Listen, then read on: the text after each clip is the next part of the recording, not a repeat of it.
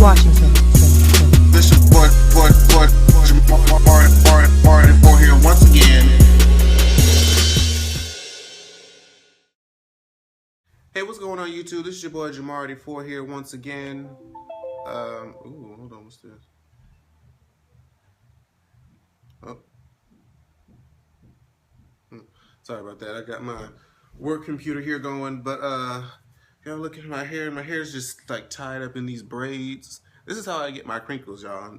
I just got my hair done. When I get my hair done for the first time, I usually put it in these braids and then wait a few days till they dry and all that shit. But we are here to talk about a show I actually haven't talked about since the beginning of the damn season. And it looks like I'm a little dark or something. Can I fix that? Oh no, did I fuck it up? Ciao. But today is gonna probably be like a massive recording day. I hope to record like 3 videos today. Am I getting darker? What the fuck? Hello? I don't know.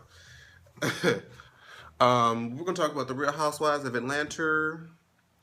And I have been watching the show. I hadn't been reviewing it, but I have been watching it and watching other people's. And so now I get to say or talk about some of the things that I hadn't talked about before. And really all the rest of that stuff, you know, prior to that, But this whole thing that people have read Cynthia about concerning this dinner last week. Okay.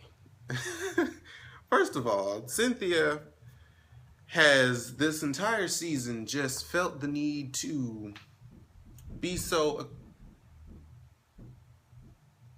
Do y'all hear that? I swear the people that live above me are like sumo wrestlers that be having motherfucking WWE matches on this motherfucker.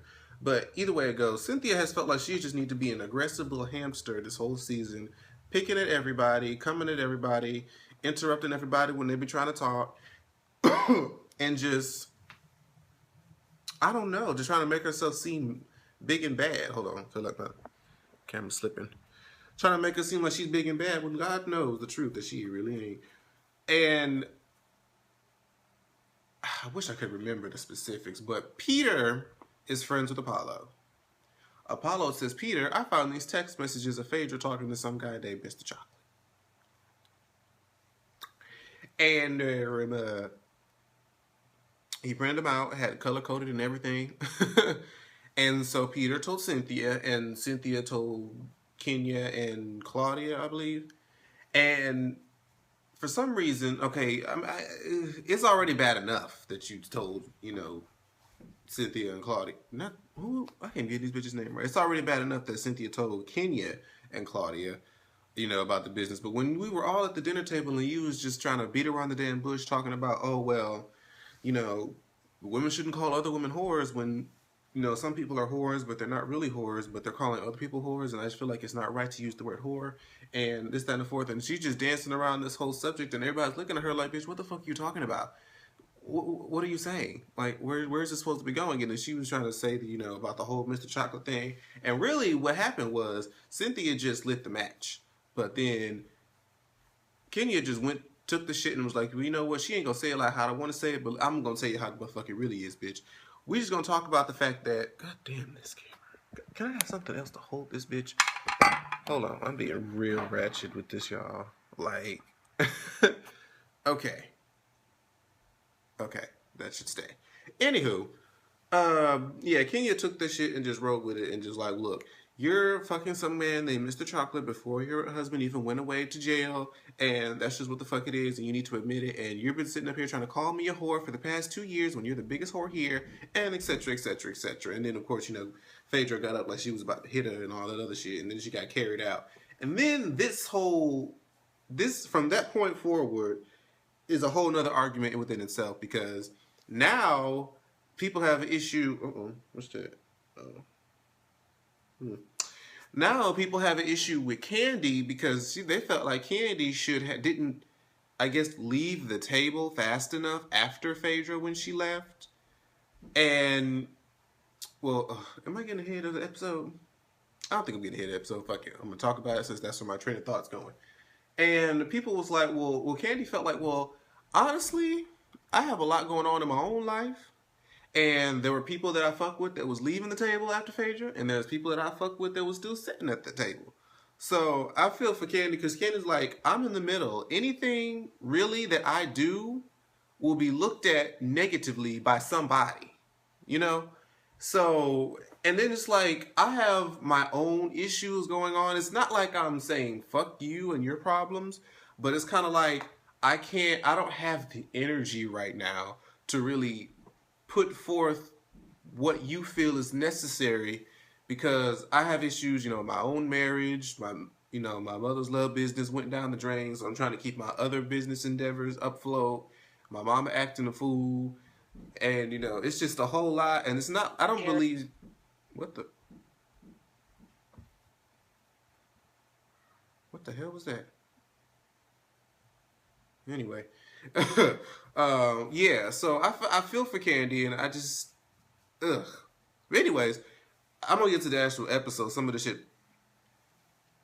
So Phaedra and Portia met up, and they were just talking about how how Phaedra did kind of feel some sort of a way, how Kandi wasn't as supportive as she should have been, and she felt like their relationship was better than that. And I, I understand where Phaedra's coming from, I really do. But at the same time, it's almost like Phaedra doesn't understand or see, or maybe she doesn't know because her and Kandi haven't been on the same page in a while, how what Kandi is currently going through herself. So as you try to look for support, have you been the supportive friend that you wanted Kandi to be? Have you been that for her in her situation with her marriage? I mean, it's kind of hard to ask somebody to do that when you know that they're going through their own thing and you're just not considerate about that at all. I don't know. Maybe I'm wrong. Maybe I hadn't been paying as close of attention as I thought, but it just came across as a thought to me. And another side note, Portia in this scene, her hair was stringy as fuck, and it really just looked like she got fucked like 5 minutes before the scene was filmed. Like her hair was stringy. She had like post-sex going on. Um, Why does it say? Anyway, but yeah, I was like, did nobody tell Portia that she needs to, at least put a comb through her head through that scene? Because it looked a fool. But yeah. So Todd and Kandi go into this therapy session with Dr.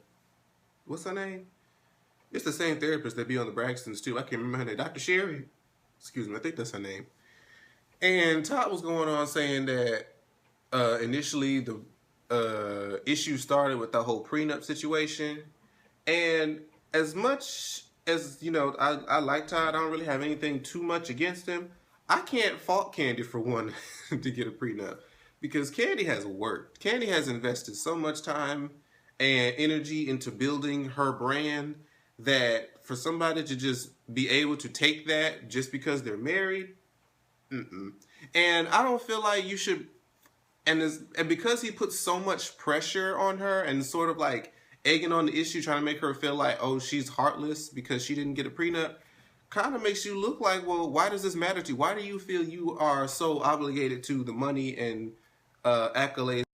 Sorry, y'all, I got a phone call. But yeah, why does he? I'm like, why do you feel like you just? Why is it such a problem for you not to have a prenup? Like, I don't understand like why we can't build our empire together, and then what I have is mine and what you have is yours. And he was trying to make it seem like she just had no feeling and all this other stuff, and I'm just like, I don't really necessarily agree with that. I understand completely where Kandi is coming from.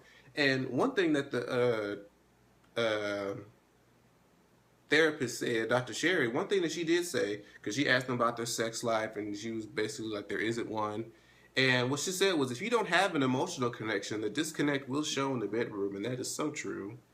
That is so true. You can't really fake the funk, honestly, no matter how hard you try. When you don't have an emotional connection with somebody anymore, whether you've lost interest or you don't have trust in them for some reason, or just whatever it was, if something has changed to where you don't feel the way you did when you first got with the person, it will show. You could try to hide it for as long as you can, but eventually it's going to come out. So, if that's the case, then that's where the therapy needs to start, to figure out what it was that stopped their emotional connection. Let me see what's next here that I have in my notes. Everybody was at the, Peter had a little celebration for, what was it, some type of hip hop source awards thing. I can't remember. But everybody was outside, and that's when people were talking about how Kandi should feel about Phaedra and how she should have, oh, no, what it was that somebody lying, because at the same time where the girls are talking, Peter and Todd are talking, and Peter's asking Todd, hey, I talked to you about, what happened with the relationship. Did you tell Kandi about, what was going on? Did Kandi know? And Todd was like, yeah, Kandi knew before the whole shit started. And then Cynthia's asking Kandi, like, did you know about the relationship? And Kandi was like, I didn't know anything. So somebody lying. And to be honest, even though I love you, Kandi, I believe Todd truly told you, and you just kind of maybe either forgot or didn't want anybody to know that you knew already, because it would make you look worse than, what you already do. And as they were going through the Source Awards, Kenya was just like, well, one thing that we do know is that she did know about this this relationship. Even though she didn't say so, we know that she really did. And I'm just like, oh, that's fucked up, Kandi. I don't want to believe that you one of them lying, sneaky type of people. You like, excuse me, one of the only ones that held on to their, like, honor in this group. Let's see, I'm trying to get through the whole main points of this episode. So Nene wants to do this whole counseling thing with all the girls with her own counselor. I'm not sure of the fella's name, but she wants to not necessarily repair the friendship, but she wants to earn, what did she say? She wanted to earn respect, or at least have understanding. I think that's what it was that she said. And so she wants to get all the girls together with the doctor and kind of for him to mediate and everybody air their issues out, and they're going to try to see if they can come to some sort of consensus.